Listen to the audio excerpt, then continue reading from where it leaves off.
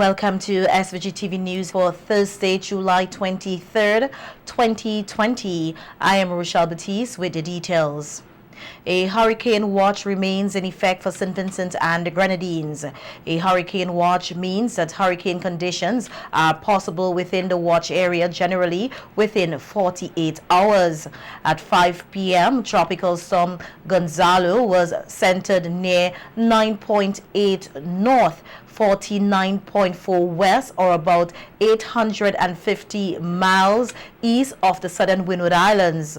Gonzalo is moving towards the west near 13 miles per hour, with maximum sustained winds now at 60 miles per hour, with higher gust minimum central pressure of 1,000 millibars. The update from the Met Services said Gonzalo is a tiny tropical storm force with winds extending outward up to 25 miles from the center. Hurricane conditions could possibly spread across our islands by late Saturday. The Met Services said showers and thunderstorms could increase across SVG during Friday and continue Saturday as Gonzalo crosses the southern Windward Islands. Rainfall accumulations near 3 to 4 inches with greater amounts in isolated areas could result in life-threatening flash flooding in low-lying areas. Large easterly swells of 3 to 4 meters are also likely across our islands late Saturday. The Met Services said these will create unsafe conditions for small craft operators and sea bathers. The Met Services says it continues to monitor Tropical Storm Gonzalo and will provide update as necessary. And Director of the National Emergency Management Organization, NEMO, Michelle Forbes, is urging all residents to make all the necessary preparations for the approach of Gonzalo. Forbes said NEMO is always prepared for any eventuality and has heightened its awareness and readiness given the possible threat of the tropical storm. Forbes took the opportunity to highlight some of the work done to prepare for the possible impacts of the approaching storm. We at the National Emergency Management Organization began preparations. We are always prepared for any eventuality, but we heightened our awareness and our readiness for Tropical Storm Gonzalo and recognized early in the week that we would have been in the direct path of Gonzalo. So we are ensuring that our satellite warehouses or regional warehouses has the necessary supplies. It already has supplies, but we're taking a few additional supplies for the communities that may need it. We have the warehouses at just at Noel Sandy Bay, in Georgetown, in Mespo, Union Island, and also in Rose Hall, at Belmont, just before you go up to Rose Hall. Union Island, we know that warehouse was operational just a few months ago, so they're pretty much ready. We have been in contact with all the community organizations that fall under the NEMO disaster structure. We have been contacting them over the last few days, ensuring that they're ready. Forbes said given the potential danger, Vincentians must get ready now. And this is the point I really want to encourage all persons residing in St. Vincent and the Grenadines to be ready. Get your supplies. Do not wait until tomorrow to have a rush on the supermarket. Get your emergency supplies now. Get food to last you for at least a week, several days. If you are going to emergency shelter, take food for at least 3 days, because it takes us about 3 days before we start to provide emergency supplies to the shelters. Take your food, take your water, take your sanitizer, take your mask, all the necessary items that you need to take. If you know you have your medication is about to run out, fill up on those medication now, because you don't know what is going to happen. It depends on the impact of this system coming across. Ensure that you have included children if you have elderly persons in the family, and also because this particular event has a potential for a large amount of rainfall, we want to ask persons, especially in those areas that are prone to flooding and landslide, to make the necessary take the necessary precautions now. The NEMO director is also urging persons living in flood-prone areas to stay on the alert. 9 o'clock this morning, so take all the necessary precautions. I'm asking you, I'm begging you, please, especially those areas that are prone to flooding. This storm has a potential for large amount of rainfall, heavy rainfall. So we're looking at areas of South Rivers, Vermont into Bookament, Lower Bookament, Spring Village, even some parts of Chateaubriand, even the lower parts of Kingston around Rose Place, along the North River Road, South River Road. We're looking at Annesville, Calicourt, and all those low-lying areas in the Grenadines too, because this storm is more south, and the Grenadines will be impacted in one way or the other. We're asking those persons in the Grenadines to take all the necessary precautions. Please do not take it lightly. The storm is showing some strengthening. There's some uncertainty too, but we have to go with what is presented to us now. Take all the necessary precautions. Do not wait until tomorrow and be running around, not being ready. Let's be ready for Gonzalo. We have been saying since before the start of the hurricanes. Forbes says given the threat of COVID-19, new protocols will be in place at the various hurricane shelters. Hurricane shelters are used when persons' homes are not safe enough during the passage of a storm. However, given the current situation with COVID-19, Forbes said the new protocols mandate all persons at shelters to wear a face mask. Emergency shelters, as you know, the Ministry of Health has recommended the use of masks in public areas for quite some time now, and as you enter the emergency shelter, you must be wearing mask. You must wear a mask within the emergency shelter, so you have to go to the emergency shelter if you need to go to with a mask. As you enter the shelter, you will also be having your temperatures checked. So we have been ensuring that all the emergency shelters have the thermometers. All the emergency shelters have someone who can actually operate the thermometers, so they can make that check, and that will be done daily within the shelter as long as the shelter remain open. As you enter the shelter and as you remain open, you will get your temperature checks daily to ensure that there is no active cases or anybody who has a potential to develop or to maybe who would have contracted the virus.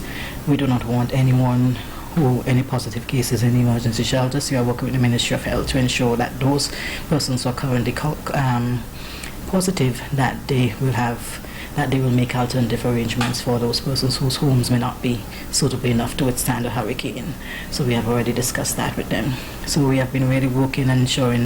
The NEMO director urged persons to stay with family or friends where possible to avoid overcrowding at shelters. Is this going to be an active one? It is indeed an active one. This is the 7th named storm for the season already, and we're just about 2 months in, a month and a half in, and we cannot take anything for granted. So I'm really asking all persons residing in St. Vincent and the Grenadines to continue to listen to the reports and the updates from the Met services. Continue to do your preparation. Please do not wait until the winds have started impacting us or the rains have started falling heavy. Make all the necessary arrangements now. If you know your house is not in good order, please make arrangements with your friends and family where you can stay. Because of the environment, of course, COVID tend to spread a bit more if in communal environment. We really want to have as few persons in emergency shelters as possible. So if you know you have a friend or family you can stay with without being overcrowded, because of course you don't want to be in too much of an overcrowded environment. If you have a friend or family that you can stay with during this period, if you know your house is not safe, make those arrangements now. Use the shelters as a last resort. Meanwhile, on the radio this evening, Prime Minister Dr. Ralph Gonsalves appealed to persons not to take Tropical Storm Gonzalo lightly, as it is likely to become a hurricane by tomorrow. The Prime Minister held a meeting today with all relevant stakeholders, including the National Emergency Management Organization, NEMO. As Prime Minister, I'm taking the storm very seriously, and I want you to do the same. Gonzalo has the potential to develop into a hurricane and impact our island. I urge you not to take this storm lightly, as if it continues on its current path, it can impact St. Vincent and the Grenadines. We have to be careful, we have to be cautious, we have to be prudent. PM Gonsalves reminded persons of the COVID-19 protocols and the importance of early preparation. He further appealed to everyone to stay indoors during the passage of the tropical storm and listen to the authorities. Do not wait until the strong winds and heavy rains begin. By then, it will be unsafe for you to go out. Do not go out during the passage of the storm, as you may endanger your life and that of your family. Stay indoors until the all clear has been given by NEMO. This means only go outside when NEMO announces it is safe to do. That is, if the storm hits. And you have to listen to us, listen to NEMO on an ongoing basis, because we'll provide you with the information. Do not take Tropical Storm Gonzalo for granted. In other news, SVG has recorded 2 new COVID-19 cases with the receipt of results from the CAFRA Public Health Lab last evening. A news release from the National Emergency Management Organization, NEMO, said 1 case arrived on the AA 945 flight on Saturday, July 11, 2020, and is a contact of a positive case on that flight.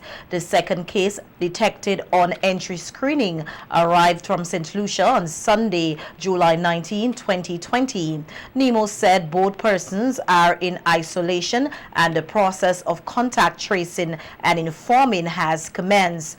8 persons have been classified as recovered after the verification process. St. Vincent and the Grenadines therefore currently has 15 active COVID-19 cases. A total of 52 COVID-19 cases have been recorded, with 37 recoveries and 0 deaths.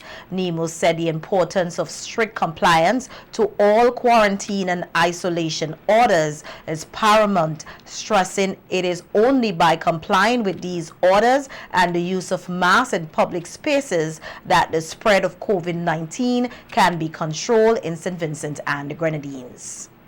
Minister of Tourism, Sports and Culture, Cecil Sesmaki, projects increased tourist arrivals to SVG with the Sandals International brand operating in the country. Speaking at the signing ceremony yesterday at the Bucament Bay Resort, which Sandals will take over, Minister Mackey said this is great encouragement for investors locally and internationally and augurs well for the local tourism industry. But as we take the time to rebuild and prepare ourselves, and with this announcement by Beaches Sandals today, this gives the nation great hope, and this gives all of the stakeholders in the industry great encouragement. Minister Mackey said an announcement will soon be made of interest in airlines adding SVG as a new destination. Where the flights are concerned, I must say to the nation that we also have received interest from other carriers to start flying international flights to destinations in Vincent and the Grenadines.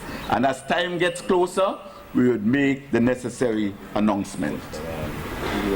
But even as we begin receiving these flights regionally and internationally, I want to make an appeal to the persons from St. Vincent and the Grenadines and persons coming in on these flights. Let us all be responsible. Prime Minister Dr. Ralph Gonzalo said that the government has 40 acres of land at Bucament and all of it will be taken over by Sandals International under an agreement.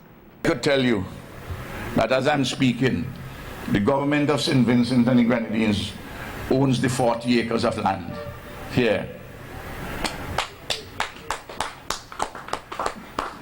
And we are transferring it in accordance with the agreement, the terms of the agreement, to the Sandals. Farmers also have lands at Bucament, and according to the Prime Minister, the farmers have agreed to be paid for their lands, which will soon be done. To those of the farmers who are saying yes, they rather get money rather than land in exchange, that I'm hopeful that you'll get your money next week, if not next week, the week after, barring some extraordinary bureaucratic hold-up. But that is what we intend to do, because we have this matter organized and we are moving in a seamless fashion. The Prime Minister credited a number of factors that have attracted investors such as Sandals to SVG. He said that it could not have been possible without an international airport. One of the predisposing factors clearly would be the international airport. If you didn't have that, you wouldn't have any of these investors coming. Let's make it quite clear. The second set of factors are those which actually induce the investors to come. Some predispose you and some induce you. It depends, therefore, on the details which are hammered out and what each side has to offer. And we are satisfied that we have a good balance which suits everyone. Police are investigating the circumstances surrounding the shooting death of Corinne Latham Charles, a 35-year-old mother of 3 of Fabian Pasteur. The police say they were informed of a female in distress in the community of Fabian Pasteur with what appeared to be gunshot wounds about her body. Charles, who was a port officer, was subsequently rushed to the Milton Cato Memorial Hospital to seek medical attention, where she succumbed to her injuries. A young man who wishes not to be filmed on camera told our news team that on his way home with his wife around midnight, he met the young lady covered with blood and was gasping for air. He said they took her in their vehicle for the hospital, and on their way, her last words to them was that she couldn't breathe. Yeah, well, about 12 o'clock last night, me and my wife was driving going up to Mama's car, and we saw a lady on the floor rolling, and we decided to pick she up and carry she hospital, but as we reached this morning, them say she dead this morning. So basically that's it. Okay, thank you. Carmelita Cordes expressed hurt and sadness over her sister's death and is appealing to anyone who may have information which could lead to the arrest of the killer to come forward. She said her sister was very jovial and friendly and didn't deserve such a death. Of my most loving sister. I love my sister to death. That's how much I love. We have a very good relationship. Kim is a very jovial person. There's not a dull moment around Kim. And for somebody to just take her life out like that, I can't comprehend. If you know Kim, Kim is our legal advisor among the family. She's our business woman. Name it. Kim, I can't find adjective to describe my sister. She's just a beautiful person inside and outside. And if anybody at all that did Kim anything wrong, or if anybody know anything about this situation, we would really like you to come forward and give the police. Tell the police what you know about the situation. Right now my family is mourning because we cannot comprehend exactly what has happened. Why would somebody want to do Kim something? I don't understand. I really don't understand.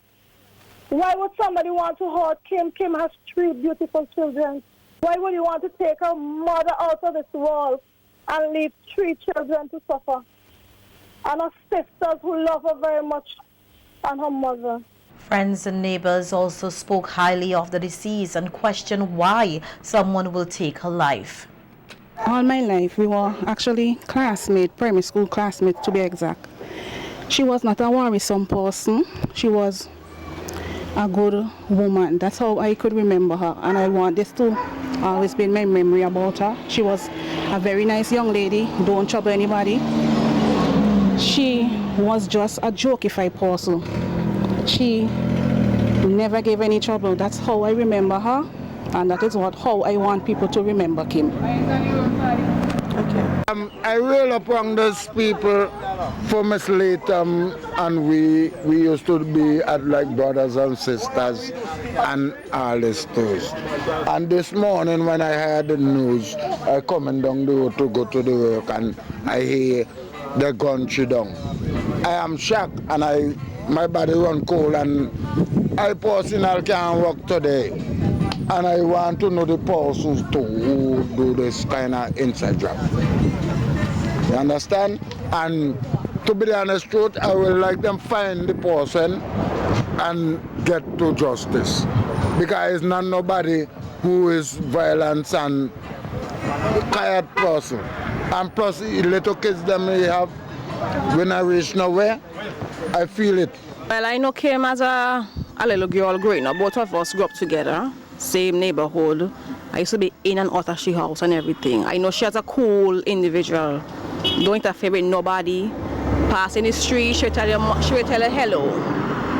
Another person who I ever heard get into any conflict with no one, nothing like that. So I'm surprised this morning to hear that, you know, she lose her life right next door me. It's like shocking to me still to hear, you know, her passing. She left 3 children behind, and we just have to just hope the police and then could come up with some kind of a clue or idea of how this happened to her. Concerned neighbors say they are living in fear, noting that the night before the shooting incident, 5 animals were stolen from a farmer. They say a street light is desperately needed in the area as anything could happen in the dark. In other news, activities for Emancipation Day, August 1st, have scaled down in light of the COVID-19 pandemic. Coordinator of the activities at the Ministry of Culture, Maxine Brown, said that a number of activities had to be cancelled and that they are preparing for those which will be held, including a cultural wear and jump fest. So on July 31st, we have a Wear with Pride African fashion, where we encourage all Vincentians to wear their African outfits depicting our African heritage. That's an important factor. On the 31st, also the Friday, we plan to have an expo and jump circle where we invite local exhibitors to display their works in handicraft, visual arts, and things of that nature. We have to scale back on this activity a bit because, as we say, COVID is in our face, it's COVID-19. But once we collaborate with the craft unit, we think we can undertake this activity on a smaller scale. So they'll be drumming for the entire day. And we try to collaborate with National Trust to undertake this activity in that vicinity of where we had the old public library. On Emancipation Day, which is Saturday, August 1st, there will be an all-day activity at Sign Hill where African culture will be on display. Brown said several community groups have come together to put on this showcase so as to avoid several large gatherings across the country. So on Saturday the 1st, we will have planned some activities, but again, I reiterate, in light of COVID, we have cut back a bit. So we'll collaborate now with the Lazarus Foundation, led by Adisha Jackson, and the Sign Hill community. On that day, there'll be a cultural activity dubbed A Taste of Africa. It will be a cultural evening. We'll have food and music and cultural presentation. And this activity will run from 1 p.m. to 10 p.m. Also, in giving our support, our continued financial support, we have invested in our communities who are willing to undertake an activity for emancipation. Never mind, we'll undertake and follow the various protocols established by the Ministry of Health. So, because of its significance, we continue to invest in Emancipation Month. The theme for this year's Emancipation Day is Embracing Our Past, Shaping Our Future. The St. Martin's Secondary School Past Student Association recently handed over several IT equipment to their alma mater, the St. Martin's Secondary School. Some of the items handed over including a server, 2 complete Dell workstations, a multimedia plus, several keyboards and other devices. The equipment will be used to enhance the school's capacity to manage digital content, upload and download time, accommodate more persons accessing data, and control malicious spyware and more. The donation from the Past Students Association is said to be part of a large project to ensure that the St. Martin's Secondary School continues to provide the best possible IT experience to students and staff.